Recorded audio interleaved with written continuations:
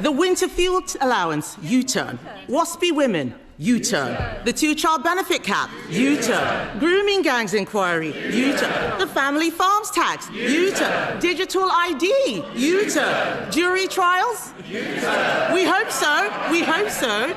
I think that's going to be the next one, Mr. Speaker.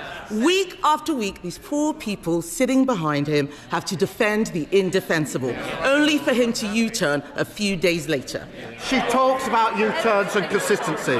From the party that used to recognise the challenge of climate change, and now they run from it, who promised to cut immigration, but then lost control of it, who once took great pride in our diversity, now they talk of deporting our neighbours to achieve cultural coherence. And Mr. Speaker, on consistency, don't get me started on 5 Prime Ministers, 6 Chancellors, 8 Home Secretaries, 16 Housing Ministers. They had more positions in 14 years than the Kama Sutra. No wonder they're knackered and they left the country screwed. Mr. Speaker, can I start by condemning, in the strongest possible terms, the sickening repression and murder of protesters in Iran? The contrast between the courage of the Iranian people and the brutality of their desperate regime has never been clearer. Mr. Speaker, we've called out this brutality face to face. We're working with allies on further sanctions and doing all we can to protect UK nationals. Mr. Speaker, time and again, under the party opposite, towns and cities across the north were failed. Today, this Labour government delivers change. A major new rail network across the north and a new northern growth strategy. That is the renewal that this country voted for. This morning I had meetings with ministerial colleagues and others. In addition to my duties in this House, I shall have further such meetings later today. Thank you, Mr. Speaker. And can I associate myself with the Prime Minister's remarks, particularly about Iran? Visiting schools in my Spelthorne constituency is one of the great joys of this job. So I was frankly appalled to hear that the Labour Member of Parliament for Bristol North East was prevented from visiting a school in his constituency because he is Jewish. This is anti-Semitism and it is happening in plain sight. With all due respect to the Prime Minister, I don't want to know how he feels about this. I want to know what he's going to do about it. Prime Minister. Can I start by thanking him for raising this case, because it is very serious, very concerning. And all members of Parliament should be able to visit anywhere in their constituency, schools or other places, without any fear of anti-Semitism. We do take this seriously. We're providing more funding for security and support we're putting in across the country, and we will be holding those to account who prevented this visit to this school. Annalise Midgley. Thank you, Mr. Speaker, and I'd like to thank the Prime Minister for his commitment to delivering the Hillsborough law. But it has been proven that following the Manchester Arena bombings, MI5 spent 6 years misleading the public and concealing information. There was no risk to national security because it was a closed hearing. So will the Prime Minister deliver justice for those families and confirm that this government will bring forward an amendment that will make robust the duties and responsibilities of candour for all parts of the state, including individuals in the security services, so we can finally say never again? Prime Minister. Can I thank my honourable friend? The Hillsborough law will right wrongs of the past, changing the balance of power to ensure the state can never hide from the people it should serve. And I would like to acknowledge, Mr. Speaker, I think some of the families are in the gallery with us here today, and I will be meeting them later on this afternoon. I've always been clear the duty of candour applies to the intelligence services. I made a commitment we wouldn't water down the bill, and the amendments we put forward strengthen it. It is right that there are essential safeguards in place to protect national security, and we've got that balance right. I will meet the families and will outline the next steps on Monday in relation to that crucial balance. We come to the Leader of the Opposition, Kemi Badenoch. Thank you, Mr. Speaker. And can I agree with the Prime Minister's comments on Iran? Today, Irfan Soltani faces execution for protesting in Iran, and I'm sure the whole House will be united in condemning this. Our thoughts are with him and his family and the brave protesters fighting for their freedom against an evil regime. Mr. Speaker, I know the Home Secretary will be making a statement today on the West Midlands Police. The first thing that she should be announcing is the sacking of the Chief Constable. And I thank the member for West Suffolk for relentlessly pushing this issue. Mr. Speaker, can I welcome the Prime Minister's latest U-turn? I feel like I say that every week. Mandatory digital ID was a rubbish policy, and we on this side of the House are glad to see the back of it. But yesterday, the Health Secretary said the Prime Minister's New Year's resolution should be, and I quote, to try to get it right first. To try to get it right first time.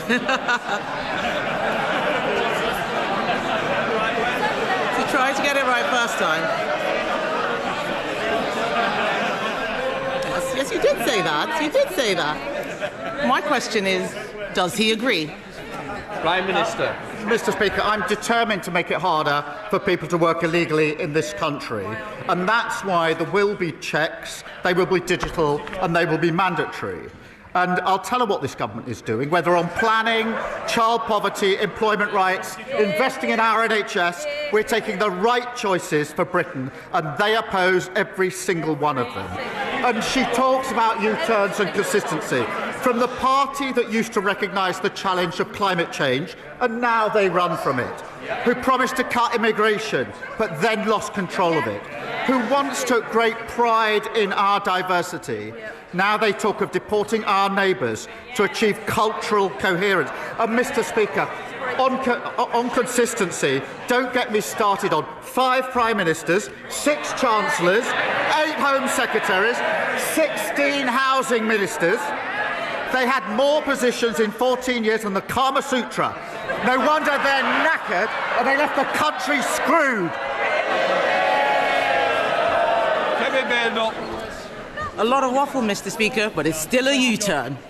The member for Hull East has said, it's so interesting, Mr. Speaker, Labour MPs must think very carefully before defending policy decisions publicly.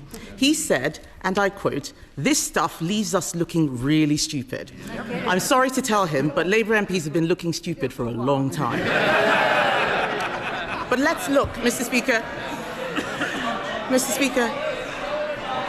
Let's look at some other things the Prime Minister didn't get right first time, starting with the family farms tax.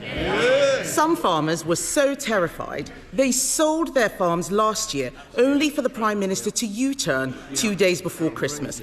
Will he apologise for the misery he's caused countless farmers? Prime Minister. Mr. Speaker, the principle we put in place on inheritance tax is the right one. We listened, we made an asterisk. But what we're doing is turning the country around. Yes, we've changed the country. We've changed the failed approach of the last Tory government. They crashed the economy and sent mortgage rates through the roof. They left millions stuck on NHS waiting lists. They presided over the worst Parliament for living standards on record. Now we're turning that around. We're changing that. Inflation and interest rates are coming down. Waiting lists are coming down. Wages are up more in the first year of a Labour government than 10 years of the Tory government. But I understand, Mr. Speaker, that she's taking advice on change. She had Nadeem Zahawi in to ask his advice, how to change and how to save her party. Please don't tell me she listened to his accountant. The next day after the advice, he jumped ship to reform, the 23rd former Tory MP to do so. I don't know which is more pitiful, the flood of former Tory MPs deserting her sinking ship, or the Reform Party so desperate to launder any old failed Tory politician.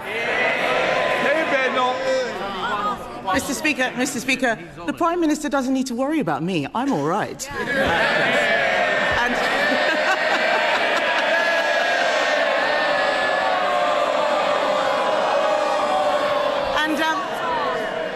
And I didn't hear an apology. I didn't hear an apology to the farmers.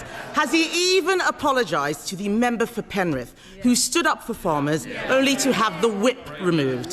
This Prime Minister treats his MPs so badly, they follow his lead, and he hangs them out to dry every time. Let's turn to another area the Prime Minister has got wrong. His budget doubled business rates for thousands of pubs. So can the Prime Minister tell us, is there going to be any change to his business rates policy? Prime Minister.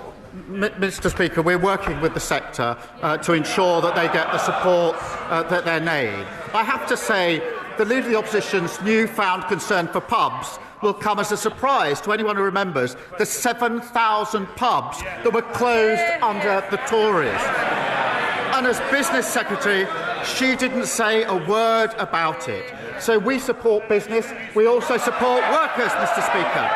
And that's why we passed our Employment Rights Act. And on Mr. Speaker, on Monday, the Business Secretary and I went to Croydon to discuss our Employment Rights Act with workers there. They were very keen on the paternity rights and the maternity rights, which I know the Leader of the Opposition opposes. And whilst we were there at IKEA, they showed me their new prototype, the IKEA Shadow Cabinet. The trouble is, nobody wants to buy it. It's mainly constructed of old dead wood. And every time you lose a nut, it defects to reform. Kemi Badenoch.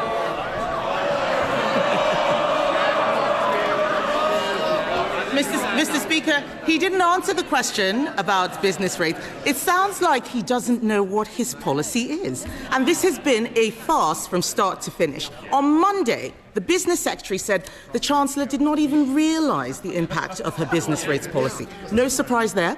But yesterday, the Tax Office said that they did tell the government what the impact would be. So can the Prime Minister be clear? Did he understand the impact of his own policy on pubs? Prime Minister. Mr. Speaker, we're working with this sector. She hasn't explained why she said nothing about the 7,000 pubs that closed on her watch. We're doing other things on the cost of living to help people, to make sure they can get out, to spend money in pubs and hospitality, boosting the minimum wage. What did they do? They opposed it. Freezing rail fares and prescription charges. What did they do? They opposed it. £150 off energy bills. What did they do? They opposed it. She said nothing when pubs were closing, and she opposes every measure now. And she said a moment ago, I'm all right. She clearly didn't listen to the advice of Nadeem Zahawi, because what he told her, he's now made fun of it. He told her that they failed on mass migration, they failed on our armed forces, and he told her that she's leading, his words, a defunct brand the nation can no longer trust. No wonder he's joined the Tory migration to reform. Mr. Speaker, it's the second Boris wave. Mr. Speaker, I asked him if he understood the impact of his own policy. He didn't say yes. The reason he U-turns all the time is because he is clueless. He is blowing around like a plastic bag in the wind, no sense of direction whatsoever. And let's be clear, Mr. Speaker, this mess goes beyond pubs. The whole of the hospitality industry, cafes, hotels, restaurants, they're all being clobbered by Labour's tax hikes. There is an answer to this. Conservatives would abolish business rates for small businesses on the high street. Mr. Speaker, yes, they're all chuntering. He's already agreeing with us on family farms tax. He's already agreeing with us on digital ID. Why doesn't he make it a hat trick and abolish business rates for the high street? Mr. Speaker, they crashed the economy, and now they want to give lectures. She's wondering why nobody's listening to them. Nobody is ever going to listen to them on the economy ever again. Mr. Speaker, in 18 months, because of the decisions we've made, inflation is falling, and the Bank of England say it's coming back down to target. We've had 6 interest rate cuts in a row. Wages are up more in the first year of a Labour government than under the first 10 years of their government, and we beat the forecasts on growth for 2025. We're turning this country around after the appalling mess that they left it in. Kemi Badenoch. He says no one's going to listen to us. Who's going to listen to him? The winter fuel allowance, U-turn. Waspy women, U-turn. The two-child benefit cap, U-turn. Grooming gangs inquiry, U-turn. The family farms tax, U-turn. Digital ID, U-turn. Jury trials? U-turn. We hope so. We hope so. I think that's going to be the next one, Mr. Speaker. Week after week, these poor people sitting behind him have to defend the indefensible, only for him to U-turn a few days later. Mr. Speaker, one of his cabinet ministers told a journalist that what's happening at the moment is extraordinarily bad. Another said we've gone through a catastrophic series of missteps. Yet another minister said, we are so unpopular at the moment, I've come to the conclusion it's worth rolling the dice on a new leader. They're right, aren't they? Mr. Speaker, here's the difference. I changed my party, and that's why we stand here with a majority Labour government. She sits there with her party that lost 2/3 of their MPs at the last election, and she's losing more every week. They're queuing up to join the member of Clacton's laundry service for disgraced Tory politicians. Meanwhile, inflation is down, wages are up, and waiting lists are down. Labour's turning the corner and changing this country for the better.